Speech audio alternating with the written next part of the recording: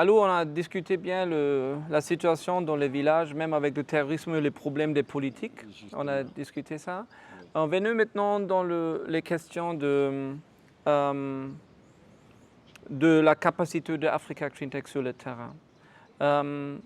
Moi, j'ai formé beaucoup des jeunes électriciens. Toi, tu es maintenant le gérant, le directeur général de la structure Africa Cleantech au Mali. Mais qu'est-ce qu'on a sur place? Qu'est-ce que tu crois la capacité de notre équipe, le ciné, le CEDU, les gens que tu peux expliquer parce que ce sont des gens qui ne sont pas très présents dans notre communication parce que eux travaillent dans les villages chaque jour, les gardiens par exemple, les centralistes.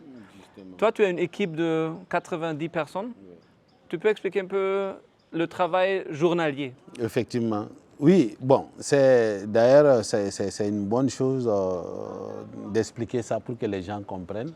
Aujourd'hui, au niveau de Africa Green Tech, il y a une direction technique avec un directeur technique et un assistant. Et en bas, il y a effectivement des techniciens qu'on appelle seniors qui sont beaucoup plus dans le contrôle et dans le maintien effectivement des équipements et qui travaillent beaucoup plus pour le déploiement, le redéploiement quand il y a des trucs à faire et les mini-extensions des réseaux, tout ça là. Il y a également des techniciens juniors. Et ces techniciens juniors, c'est eux qui appuient en cas de petits problèmes sur des poteaux, des trucs, ils montent, ils essaient de régler. Et les techniciens centrales également qui sont là tous les jours pour intervenir chez des gens. Donc il y a toute une équipe technique, c'est-à-dire de la direction jusque dans le village, et les centralistes, qui sont en contact direct avec les clients. Et grâce à la technologie que Africa Green Tech a mis en place, notamment les compteurs intelligents, tout cela fait qu'aujourd'hui, les gens arrivent tout simplement avec un téléphone à charger les compteurs des gens. Et nous avons même cette fois-ci fait un contrat avec un opérateur où, étant même chez soi, les clients peuvent charger leur compteur et puis ils reçoivent le message.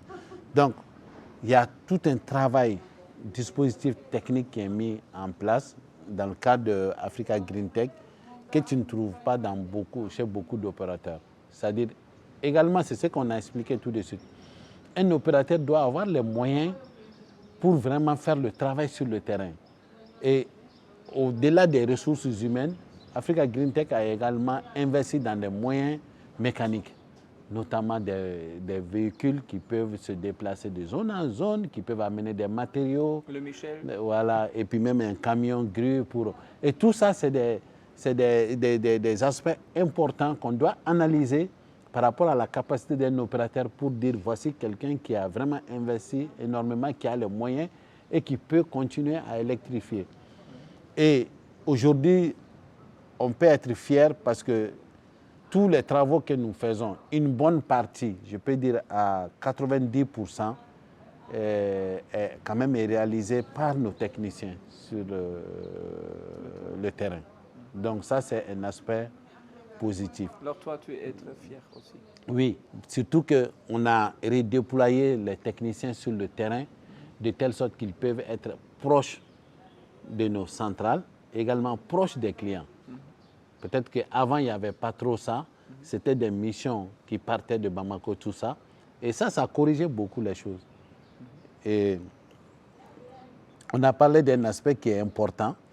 Et même ce matin, j'ai regardé mon truc WhatsApp. Les comités, c'est-à-dire même les bénéficiaires, on a créé des comités qui aussi s'intéressent dès qu'il y a des petits problèmes ou bien qui voient comment les choses avancent et régulièrement ils envoient des messages. Donc ça, c'est des aspects que Africa Green Tech a travaillé qui est quand même un peu à l'actif de Africa Green Tech. Maintenant, nos techniciens ont été formés par vous et ce qui est important, cette technologie, peut-être au début, ils ne la maîtrisaient pas, mais avec toute l'expérience qu'ils ont eue par rapport aux différents travaux qu'ils ont faits, et puis il y avait effectivement quelqu'un de l'Allemagne qui était là, qui a beaucoup participé à la formation aussi de nos techniciens.